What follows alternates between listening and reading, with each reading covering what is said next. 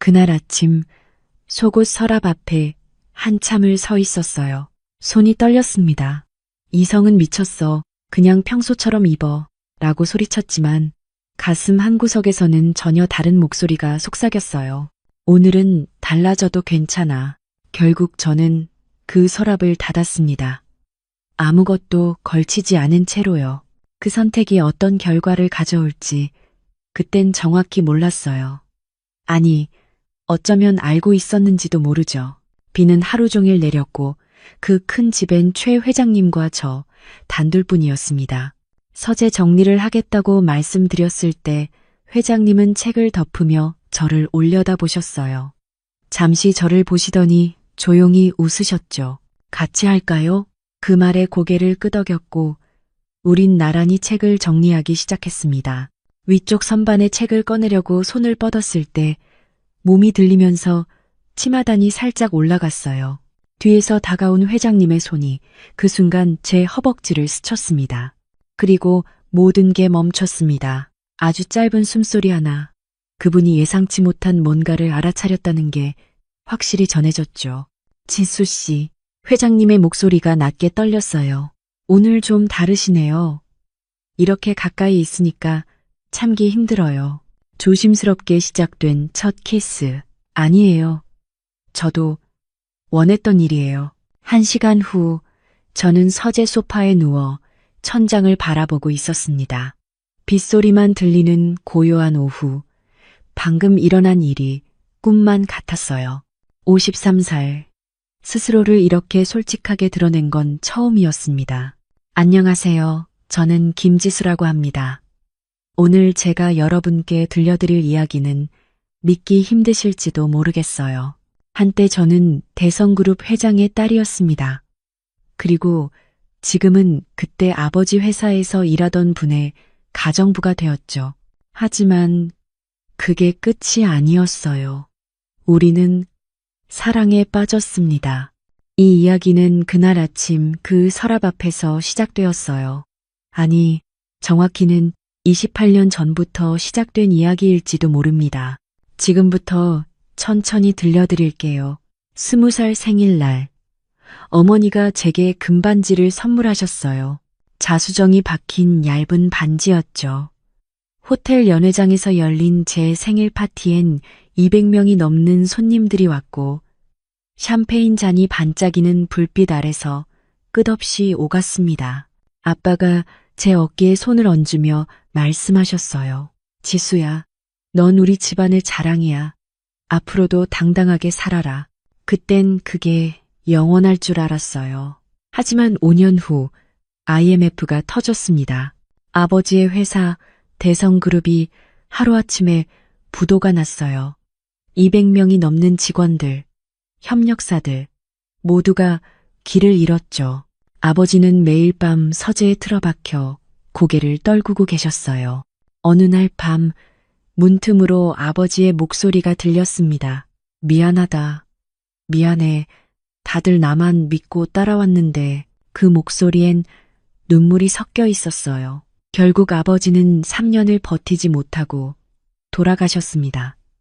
스트레스성 심장마비였죠. 장례식장엔 예전처럼 많은 사람이 오지 않았어요. 몇몇 옛 직원들이 조용히 다녀갔을 뿐이었습니다. 그중 한 분이 제 손을 꼭 잡으며 말씀하셨어요.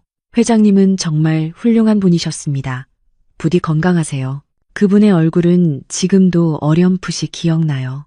30대 초반쯤 되어 보였고 눈빛이 참 진실했거든요. 하지만 그땐 너무 혼란스러워서 그분이 누군지 제대로 기억하지 못했습니다. 저는 급하게 결혼을 했어요. 남편은 사업가였는데 처음엔 괜찮은 사람인 줄 알았죠. 하지만 결혼 5년 만에 그 사람도 사업에 실패했고 그 후론 술과 도박에 빠졌어요. 그러다 바람까지 피웠습니다. 이혼하고 나니 딸아이 하나만 남았어요. 이제 21살이 된 소중한 제 딸이죠. 하지만 현실은 냉혹했습니다. 대학 등록금은 2달째 밀려 있었고 월세도 낼 수 없는 상황이었어요. 작년 겨울이었어요. 손에 쥔 통장을 보니 잔고가 8만 원이었습니다.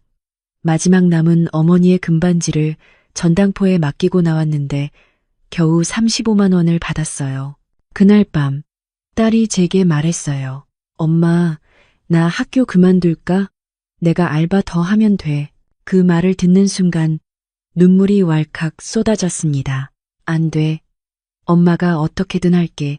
하지만 방법이 없었어요. 그러다 인터넷에서 우연히 본 광고 하나. 진역산업 최진역 회장 자택가정부 모집. 월급 200만 원. 주말 휴무. 손이 떨렸어요. 한때 저도 이런 집에 살았는데 이제는 가정부로 들어가야 한다니. 하지만 선택의 여지가 없었습니다. 이틀 후 저는 강남의 한 고급 주택가 앞에 서 있었어요. 높은 담장 너머로 보이는 하얀 3층 저택. 정원엔 잘 다듬어진 소나무들이 서 있었고 차고엔 고급 세단 2대가 나란히 서 있었죠. 제가 20살 때 살던 집과 비슷한 크기였어요. 문득 그때가 떠올랐습니다. 이런 집에서 파티를 열고 친구들과 웃고 아무 걱정 없이 살던 그 시절이요. 지금은 그 집 문 앞에서 가정부 면접을 보러 온 저. 인생이 이렇게 바뀔 수 있구나. 실감했어요. 떨리는 손으로 인터폰을 눌렀습니다. 안녕하세요. 가정부 면접 보러 온 김지수입니다. 곧 중후한 남자 목소리가 들려왔어요. 네, 들어오세요. 현관문이 열려 있어요. 대문이 스르륵 열렸고 저는 천천히 정원을 가로질러 현관으로 걸어갔어요. 한 걸음 한 걸음 걸을 때마다 가슴이 두근거렸습니다. 현관문을 열고 들어서니 60대 정도로 보이는 단정한 남성분이 저를 맞아주셨어요. 회색 캐시미어 스웨터에 검은색 슬랙스 차림이었고 자세가 꼿꼿했습니다. 얼굴엔 주름이 있었지만 눈빛만큼은 젊고 맑았어요. 안녕하세요. 최진혁입니다. 그 순간 제 가슴이 쿵 하고 내려앉았어요. 어디선가 본 것 같은 얼굴이었거든요. 하지만 확신할 수 없었습니다. 28년이란 세월이 사람을 얼마나 바꿔놓는지 저 자신이 증명이니까요. 저희는 거실로 이동했어요. 넓은 창 너머로 정원이 보이는 깔끔한 공간이었습니다. 고급스럽지만 화려하지 않았어요. 오히려 절제된 품위가 느껴졌죠. 소파에 앉아 간단한 면접이 시작되었어요. 가정부 경력이 있으신가요? 그 질문에 저는 잠깐 망설였습니다. 사실 저는 가정부 일을 해본 적이 없었거든요. 결혼 생활 10년 동안 집안일을 했던 게 전부였어요. 하지만 지금은 거짓말이라도 해야 했습니다. 네, 개인 가정에서 몇 년간 일했습니다. 요리와 청소, 빨래 모두 가능해요. 최 회장님이 저를 유심히 보셨어요. 그 시선이 마치 뭔가를 간파하는 듯 했지만 다행히 더 추궁하진 않으셨습니다. 대신 이렇게 말씀하셨어요. 왠지 다른 분들과는 느낌이 다르네요. 품위가 있으시고 말투도 교양 있으시고.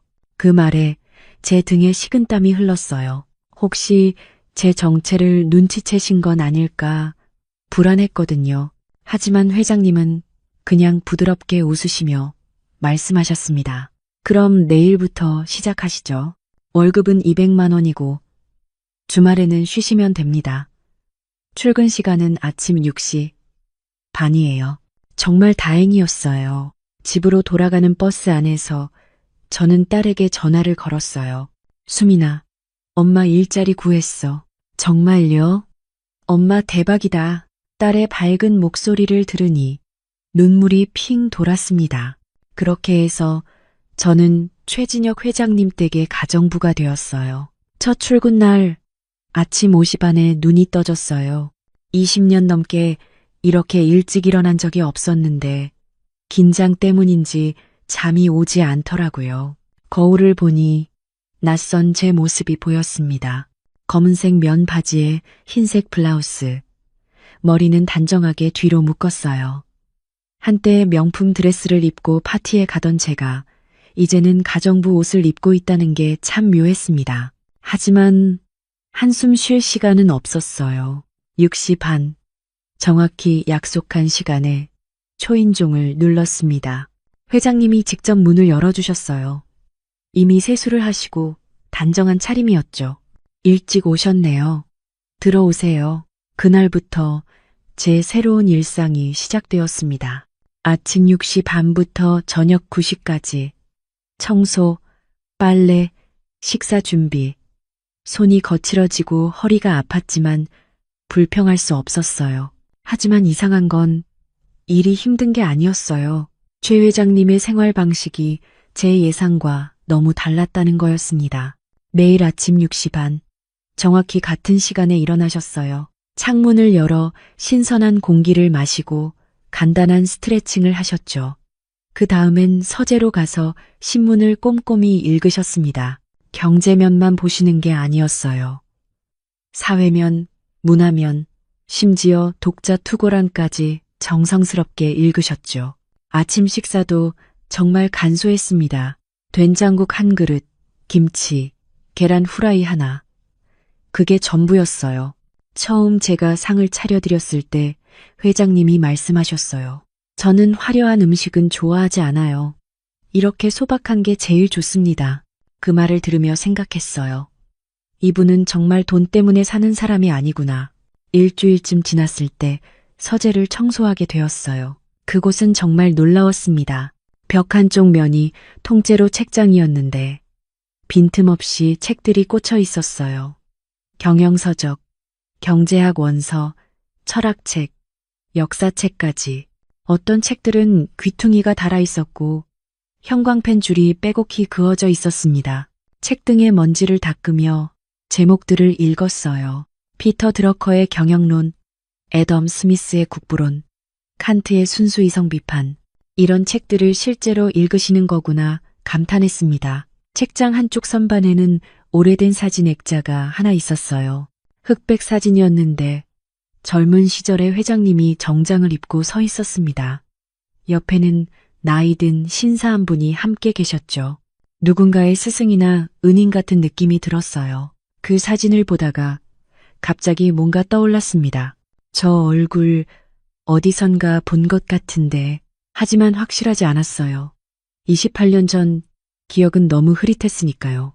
그때 회장님이 서재로 들어오셨어요. 그 사진 보고 계셨어요?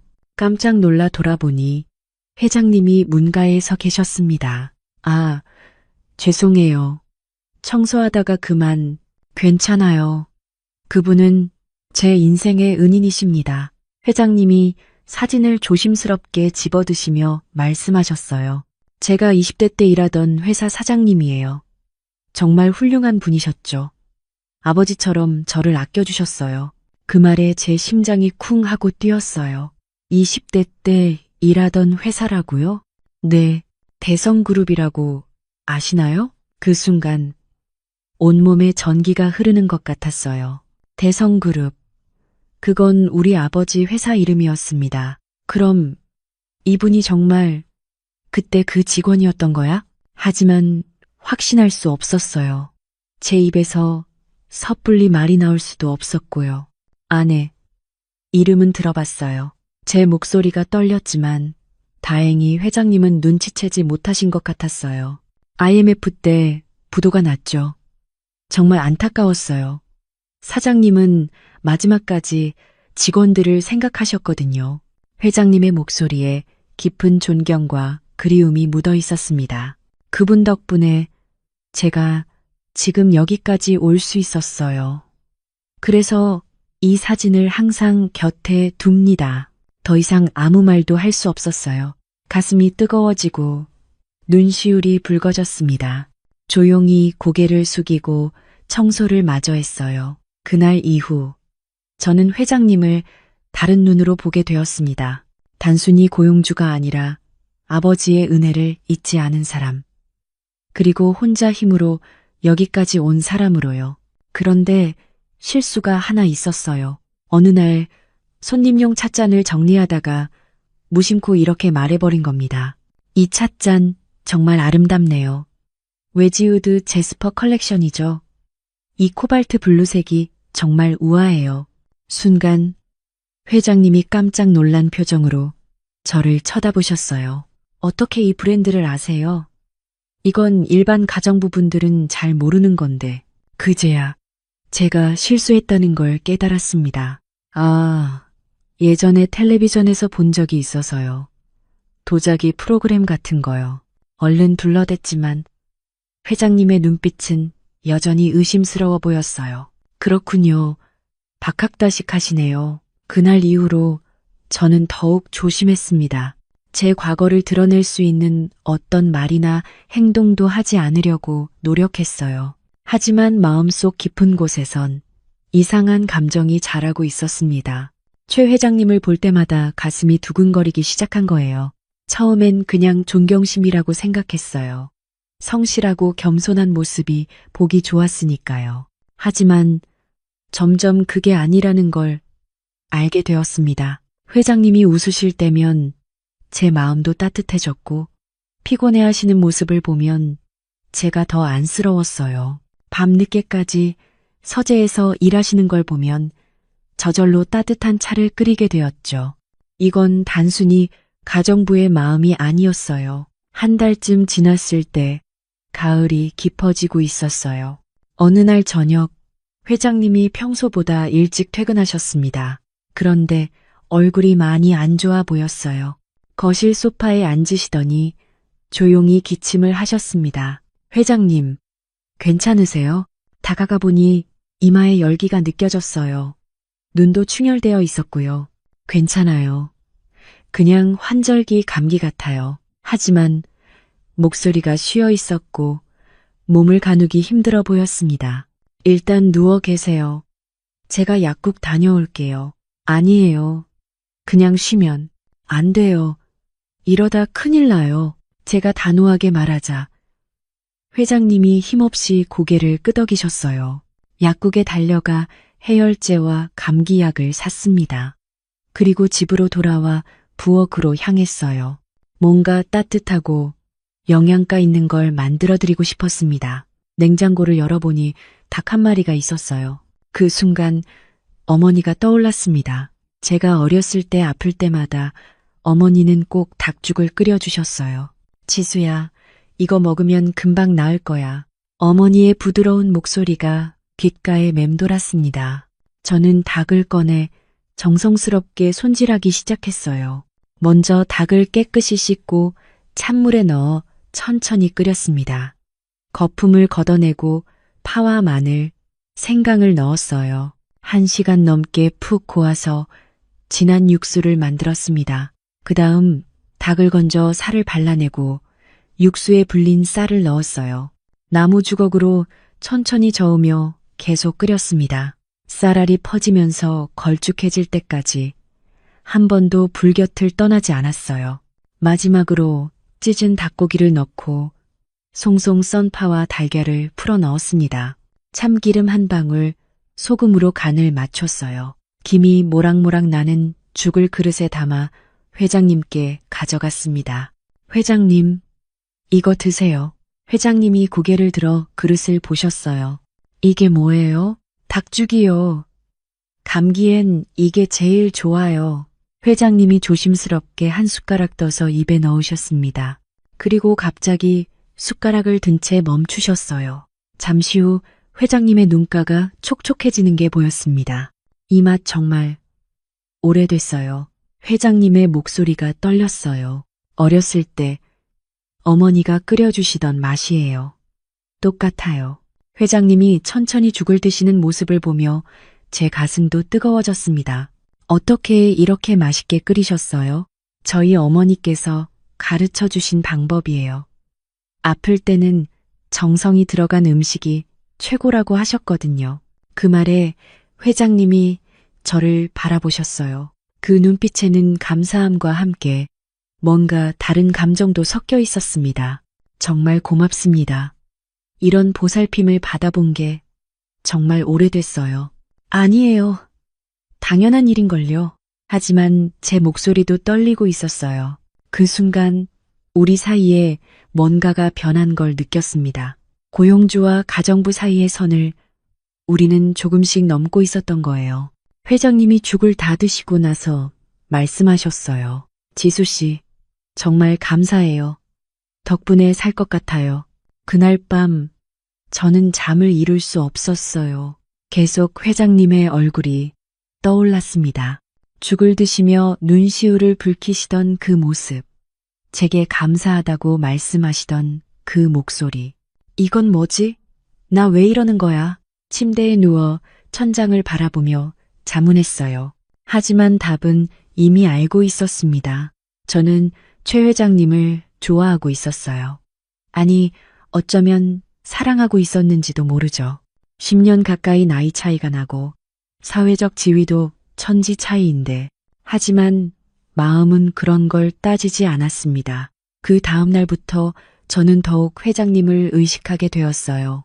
아침에 인사를 나눌 때마다 심장이 두근거렸고, 우연히 손이 스칠 때면 얼굴이 화끈거렸습니다. 회장님도 저를 대하는 태도가 조금씩 달라지는 것 같았어요. 예전보다 더 자주 말을 걸어오셨고, 제가 만든 음식에 대해서도 유독 칭찬을 많이 하셨거든요. 오늘 저녁은 정말 맛있네요. 지수 씨 손맛이 특별해요. 그럴 때마다 제 얼굴이 빨개졌어요. 어느 날 저녁, 회장님이 늦게까지 서재에서 일하고 계셨어요. 저는 따뜻한 차를 끓여서 가져다 드렸습니다. 문을 노크하니 들어오라는 목소리가 들렸어요. 회장님, 차 한 잔 드세요. 너무 늦게까지 일하시면 몸에 안 좋아요. 회장님이 안경을 벗으며 미소 지으셨어요. 고마워요. 지수 씨가 챙겨주니까 정말 다행이에요. 그러면서 잠깐 말을 멈추시더니 조심스럽게 말씀하셨습니다. 요즘 이 집이 예전보다 훨씬 따뜻한 것 같아요. 지수 씨가 온 후로요. 그 말에 제 가슴이 쿵 내려앉았어요. 저도 여기가 편해요. 우리는 잠시 서로를 바라봤습니다. 그 짧은 순간, 공기 중에 뭔가 전류 같은 게 흐르는 것 같았어요. 하지만 저는 곧 시선을 피했습니다. 더 이상 그 눈을 마주보고 있으면 제 마음을 들킬 것 같았거든요. 그럼 편히 쉬세요. 저는 내려갈게요. 서둘러 서재를 나왔지만 복도에 서서 한참을 심호흡을 해야 했어요. 내 마음이 이렇게 커져버렸구나. 인정할 수밖에 없었습니다. 저는 최진혁 회장님을 사랑하고 있었어요. 하지만 이 사랑은 절대 이루어질 수 없다는 것도 알고 있었습니다. 며칠 후 더 큰 사건이 일어났어요. 어느 날 밤 회장님이 혼자 술을 드시고 계셨습니다. 평소엔 술을 거의 안 드시는 분인데 그날따라 소주병이 탁자 위에 놓여 있었어요. 회장님, 조심스럽게 다가가자. 회장님이 고개를 들어 저를 보셨습니다. 눈이 조금 충혈되어 있었어요. 아, 지수 씨. 앉으세요. 평소와 달리 말투가 편안했습니다. 저는 맞은편에 조심스럽게 앉았어요. 오늘 무슨 일 있으셨어요? 회장님이 잔을 비우시고 한숨을 쉬셨습니다. 오늘이 아내 기일이에요. 벌써 5년이 지났네요. 아, 죄송해요. 몰랐어요. 괜찮아요. 지수 씨 잘못이 아니니까. 회장님이 창밖을 바라보며 말씀하셨어요. 아내를 잃고 나니까 이 집이 너무 적적하더라고요. 자식들도 각자 바쁘고 혼자 있는 시간이 많아졌어요. 그 목소리에 깊은 외로움이 묻어 있었습니다. 저도 모르게 말이 나왔어요. 저도 이혼하고 혼자 사는 게 너무 힘들었어요. 외로움이 뭔지 그때 처음 알았던 것 같아요. 회장님이 저를 바라보셨어요. 지수 씨도 많이 힘드셨겠어요. 네. 하지만 딸이 있어서 버틸 수 있었어요. 그날 밤 우리는 1시간 넘게 이야기를 나눴습니다.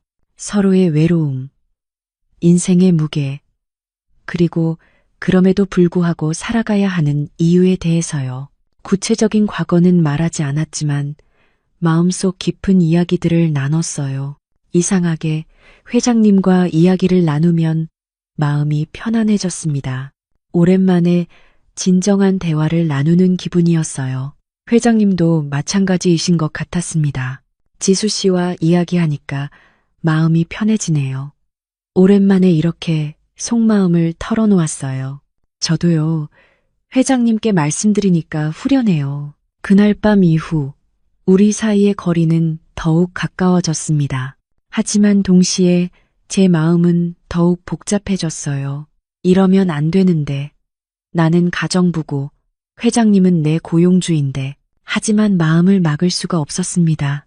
회장님을 볼 때마다 가슴이 두근거렸고 목소리만 들어도 행복해지는 제 자신을 어쩔 수 없었어요. 그리고 회장님도 저를 다르게 보시는 것 같았습니다.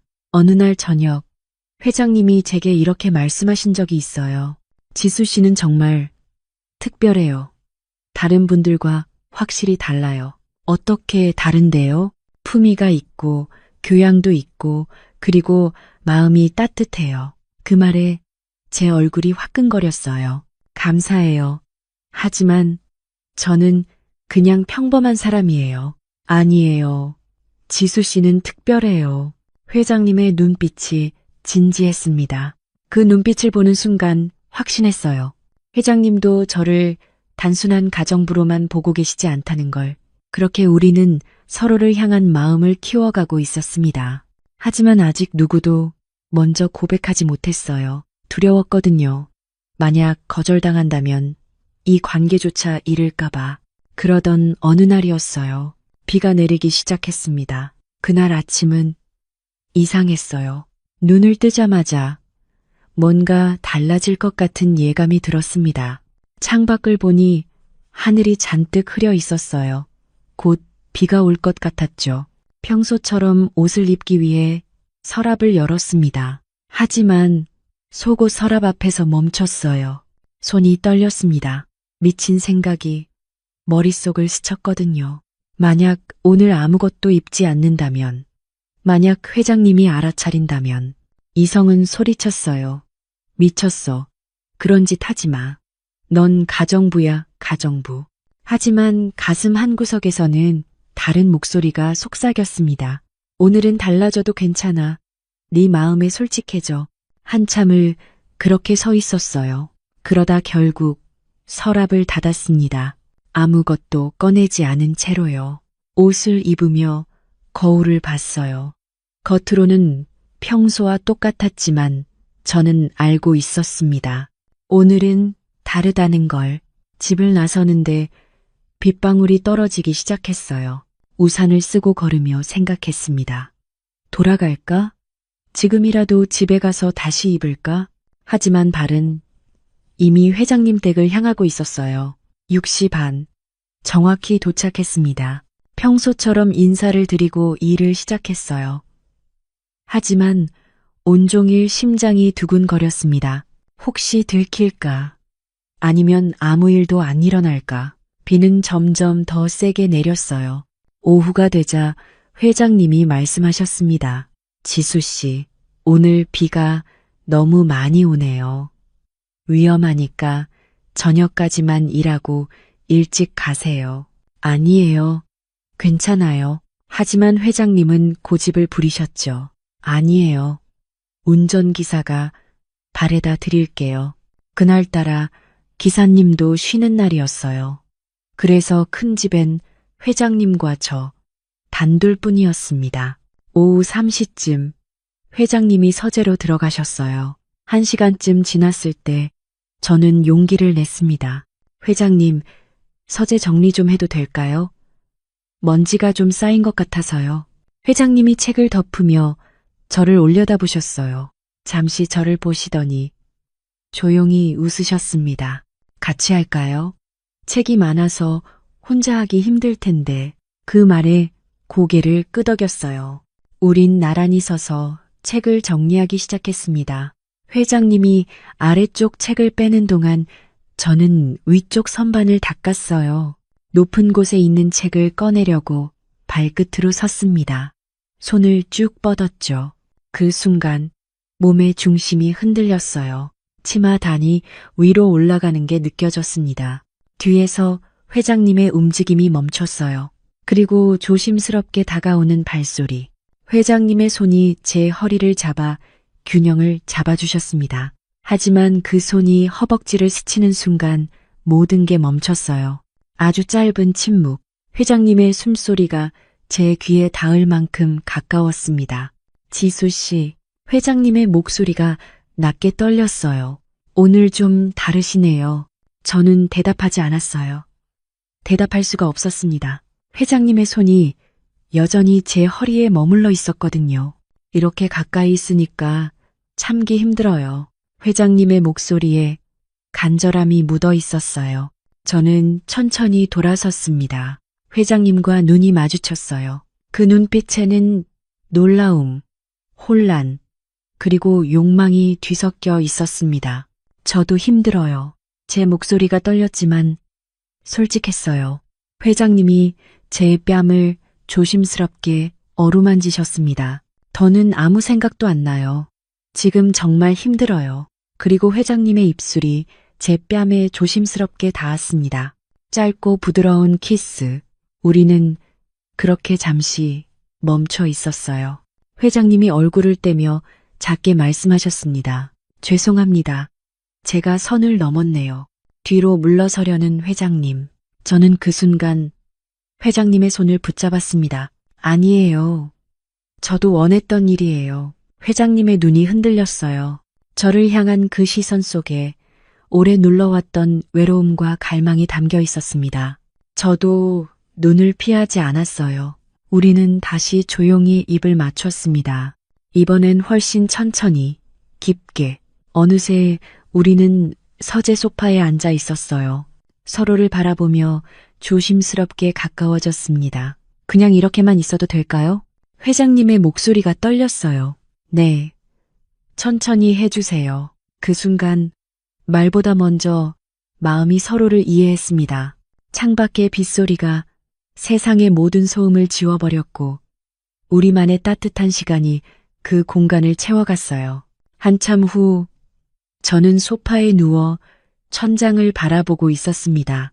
회장님의 팔베개를 베고 빗소리를 들으며 방금 일어난 일이 꿈만 같았어요. 53살. 이렇게 솔직하게 제 마음을 드러낸 건 처음이었습니다. 회장님이 제 머리카락을 쓰다듬으며 말씀하셨어요. 후회하지 않아요? 고개를 저었어요. 아니요. 전혀요. 우리는 한참을 그렇게 누워 있었습니다. 하지만 마음 한구석에선 불안이 자라고 있었어요. 이 행복이 얼마나 갈까? 우리 사이의 비밀은 언제까지 숨길 수 있을까? 그날 이후 일주일이 지났습니다. 표면적으로는 여전히 고용주와 가정부였지만 시선이 마주칠 때마다 그날이 떠올랐어요. 회장님도 마찬가지이신 것 같았습니다. 가끔 복도에서 마주치면 회장님이 제 손을 살짝 잡곤 하셨어요. 보고 싶었어요. 그 말 한마디에 제 마음이 녹았습니다. 저도요. 하지만 우리는 조심했어요. 누가 알면 안 되니까요. 그러던 어느 토요일 오후였습니다. 회장님이 대학 동창 모임에 가신다고 하셨어요. 오랜만에 친구들 만나고 올게요. 저녁은 밖에서 먹을 거예요. 네. 좋은 시간 보내세요. 회장님이 나가시고 저는 평소처럼 청소를 했어요. 그런데 이 시간도 안 돼요. 현관문이 벌컥 열리는 소리가 들렸습니다. 급한 발걸음 소리. 놀라서 거실로 나가니 회장님이 서 계셨어요. 얼굴이 많이 상기되어 있었습니다. 회장님, 벌써 오셨어요? 무슨 일 있으세요? 회장님이 저를 똑바로 쳐다보셨어요. 그 눈빛이 평소와 달랐습니다. 뭔가 확인하려는 듯한 간절한 눈빛이었어요. 잠깐 이야기 좀 할 수 있을까요? 가슴이 철렁 내려앉았습니다. 네네. 우리는 거실 소파에 마주 앉았어요. 회장님은 한참 말을 못하시더니 조심스럽게 입을 여셨습니다. 오늘 대학 동창을 만났는데 그 친구가 증권회사에 다니거든요. 저는 왠지 모르게 불안한 예감이 들었어요. 회장님의 목소리가 떨리고 있었거든요.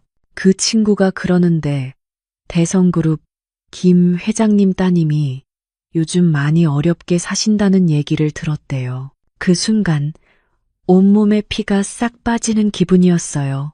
심장이 미친 듯이 뛰기 시작했습니다. 그래서 혹시 하는 마음에 여쭤보는데 회장님이 저를 똑바로 쳐다보며 말씀하셨어요. 아버님 조남이 어떻게 되시나요? 침묵이 흘렀습니다. 10초가 10분처럼 느껴졌어요. 저는 대답할 수가 없었습니다. 입술이 떨렸지만 소리가 나오지 않았어요. 회장님이 다시 한번 물으셨습니다. 지수 씨, 제발 말씀해 주세요. 그 간절한 목소리에 저는 더 이상 숨길 수 없었습니다. 눈물이 핑 돌았어요. 김태성입니다. 대성그룹 김태성 회장의 딸입니다. 제 목소리가 떨렸어요. 회장님이 깊은 한숨을 쉬셨습니다. 역시 그렇군요. 회장님의 얼굴에 복잡한 감정들이 스쳐 지나갔어요. 놀라움, 안타까움, 그리고 뭔가 깨달음 같은 것. 처음부터 어디서 본 것 같다고 생각했는데 그 웃는 모습, 말투, 품이 전부 다 닮아 계셨어요. 회장님도 저를 알아보셨군요. 제가 떨리는 목소리로 말하자 회장님이 고개를 끄덕이셨습니다.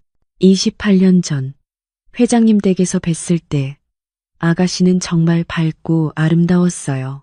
저는 더 이상 눈물을 참을 수 없었습니다. 그때와 지금 제가 얼마나 달라졌는지 아세요? 그때는 공주였는데 지금은 가정부예요. 아니에요. 지수 양은 여전히 아름다워요. 회장님이 제 손을 잡으셨어요. 오히려 더 아름다워 보여요. 진짜 당신을 봤으니까요. 그 말에 눈물이 왈칵 쏟아졌습니다. 회장님은 우리 아버지 회사에서 일하셨던 최진혁 씨가 맞죠? 맞습니다. 저는 대성그룹에서 5년간 일했어요. 회장님은 제 인생의 은인이셨습니다. 회장님의 목소리도 떨렸어요. 정말 이런 일이 일어날 줄은 꿈에도 몰랐어요. 28년 만에 이렇게 다시 만나게 될 줄은 우리는 한참 동안 아무 말도 하지 못했어요. 28년이라는 시간, 그 시간 동안 우리가 걸어온 길들, 그리고 지금 이 순간 모든 게 너무 아이러니했습니다. 회장님이 먼저 입을 여셨어요. 회장님이 돌아가셨다는 소식을 들었을 때 정말 충격이었어요. 장례식에도 갔었어요. 제 손을 잡으시던 그분이 회장님이셨구나. 네. 그때 지수 양을 봤지만 너무 슬퍼하시는 모습이라 제대로 인사도 못 드렸어요.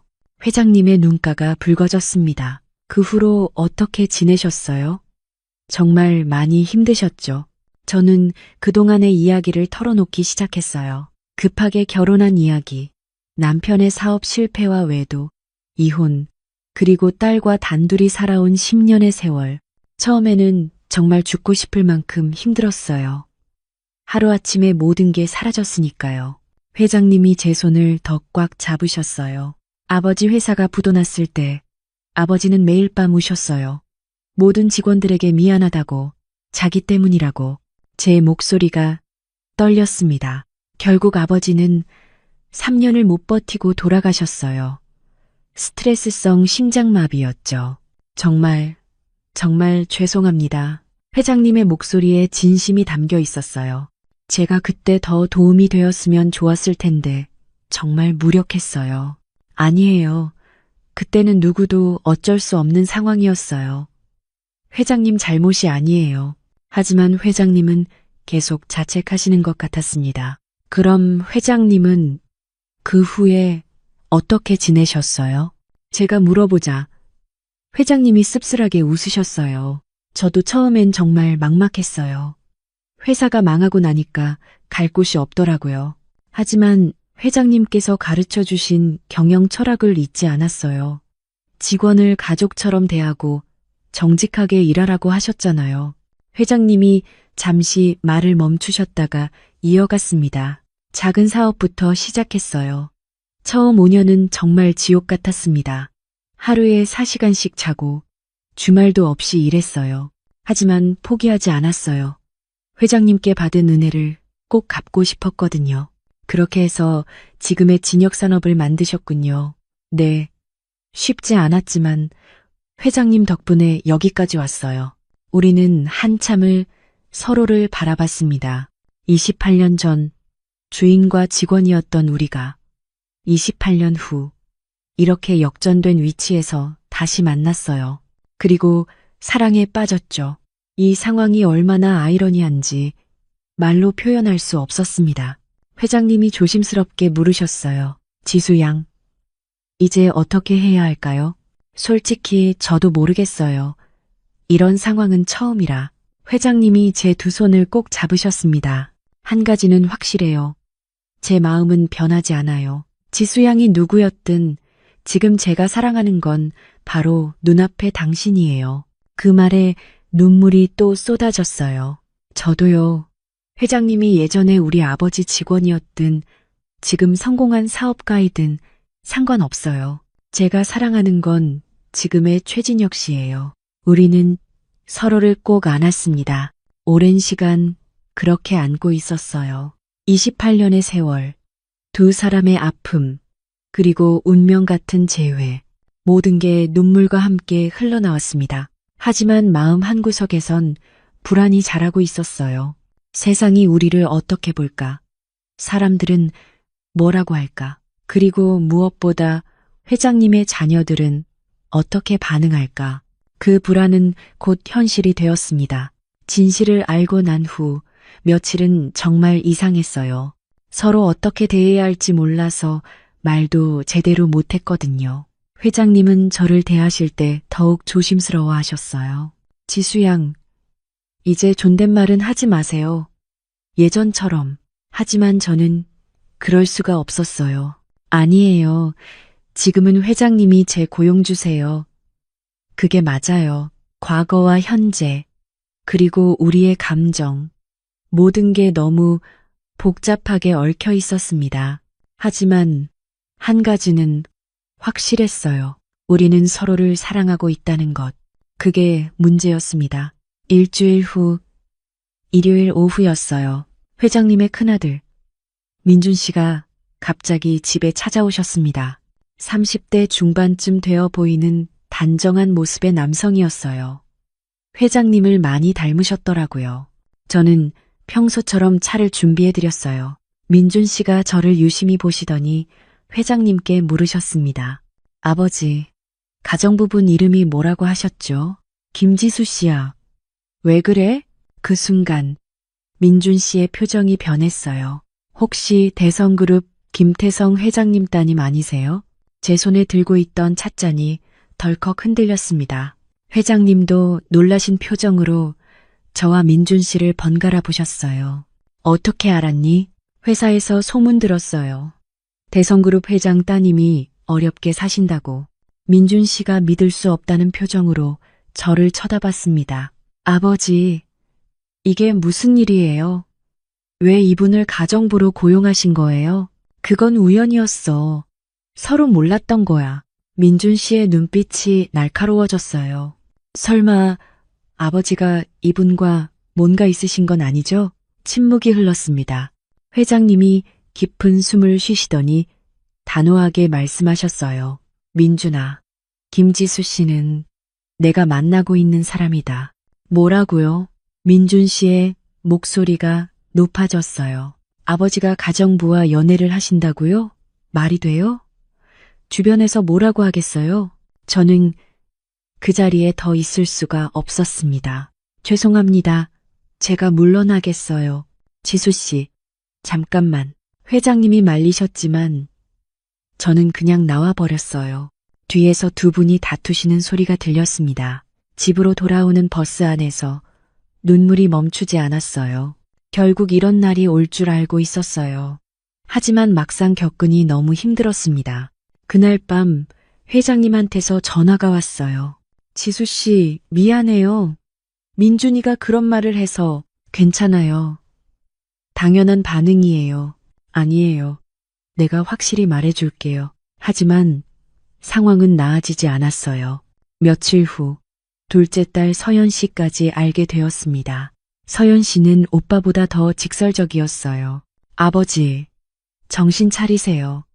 어머니 돌아가신 지 겨우 5년밖에 안 됐어요. 그리고 하필이면 가정부요. 예전에 재벌 딸이었다고는 하지만 지금은 아니잖아요. 그 말이 제 귀에도 들렸습니다. 정말 상처받았어요. 하지만 동시에 그들의 걱정도 이해할 수 있었습니다.